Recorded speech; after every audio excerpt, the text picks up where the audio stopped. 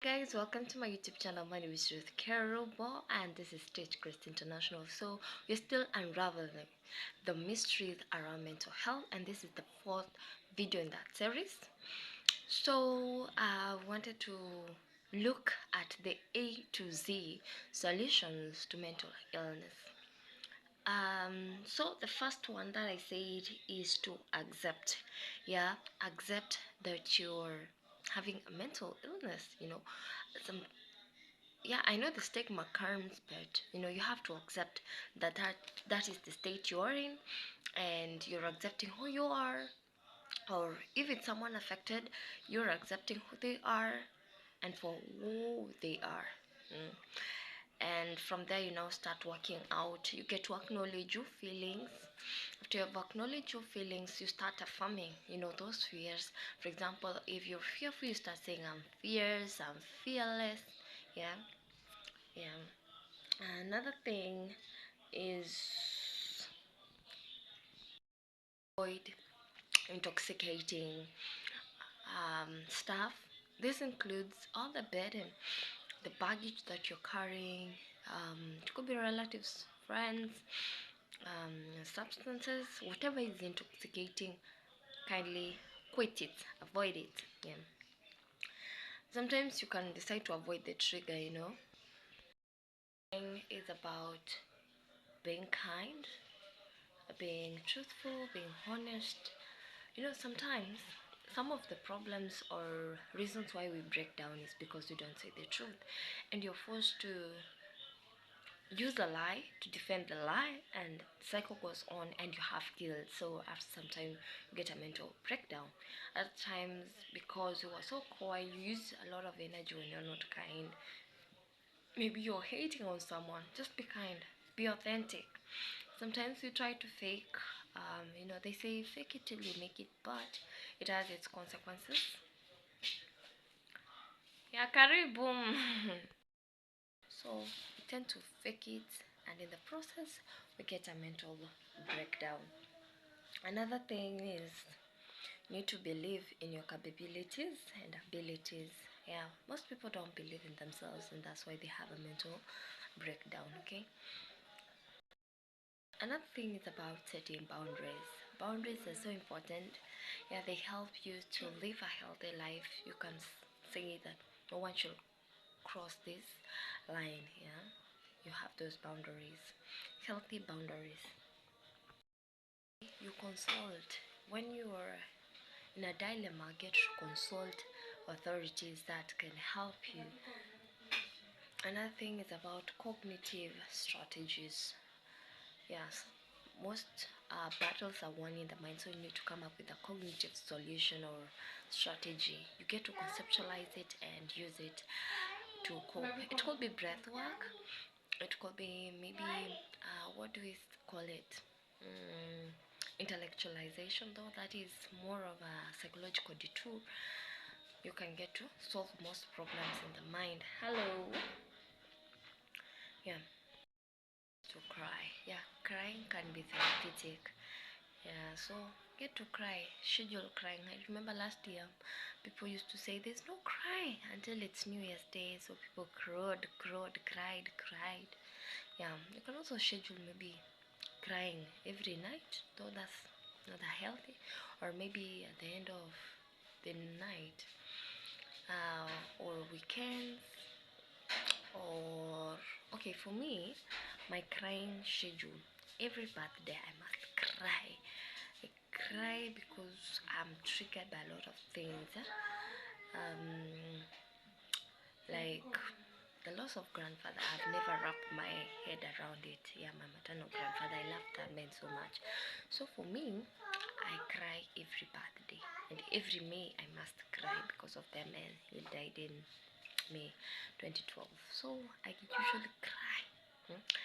I even forget I'm a big mama to two beautiful babies. I cry because yeah, it helps me to relieve. Then I wash my face and life continues. The last time I cried this year very badly was a day to give him birth. Yeah, I don't know, for many reasons I felt confused. I felt it was too much. You're trying to sleep, you're not catching enough sleep. So I cried, I cried, I cried, I cried, I cried, I tell you. So cry, it's very good. I know for men they've been told, you're a man, you should not cry, but it's fine to cry, okay? That's what I will teach my son also. It's okay to be vulnerable and cry. Have a shoulder to lean on and cry. Yeah, it's fine. It's human. It's normal to communicate and connect. Ask. Um, okay, you can even get to call someone and talk to, not necessarily even concerning your mental health, because there are people like me who are empathetic, and we, because of that empathy, we help up one open. Sometimes they become a dustbin. Yeah, if I can use that word. So it's not healthy. Sometimes just call over random and ask them how they're doing. Yeah, when they're telling you they're doing okay, there's some sense of, oh, things are going on normal. However, if it's on the extreme, you're like, so everyone is having a normal life when I'm here straining and struggling, so it becomes another problem. So try to connect, however, and communicate. Yeah, you can do letters, you can call, voice, whatever, have a pen pal. Yeah, to develop coping strategies, like I already say, like breath work, meditation, um, walking away sometimes. Yeah, being comfortable in that uncomfortability and awkwardness of that moment, even if feeling empty, you don't want to believe it. Yeah, you have to cope with that.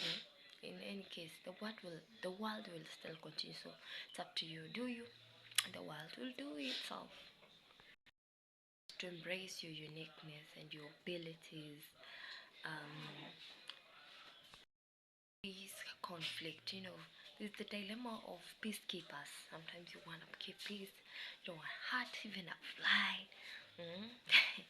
And it puts you on the dead end. So you need to establish a line, yeah, on what you really define by, and you can solve it. Another thing is educate yourself about mental health awareness. Endeavor to do that by all means. It will help you to even realize when, oh, I'm in shit and I need to do everything. um Another thing is equip yourself for war. Yeah, mental health is a big word that needs to be used. You need to really equip yourself. Don't go half armed. I think it's Ephesians chapter um about Christ armor, what you need to wear. Yeah, so you need to armor, and because once for you're forewarned, you become forearmed. So it's good to really equip yourself for this war.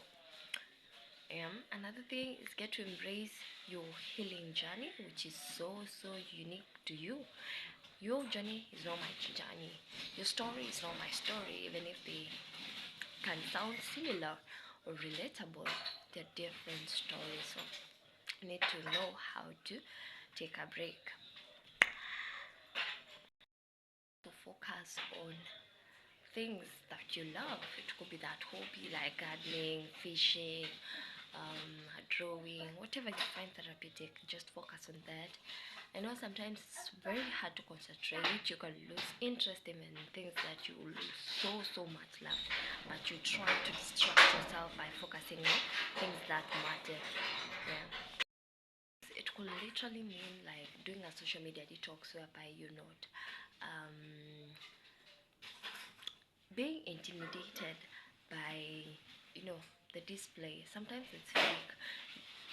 Okay, like you go to most social media platforms, it's like a display counter, and you choose what you want. It could be fake, it could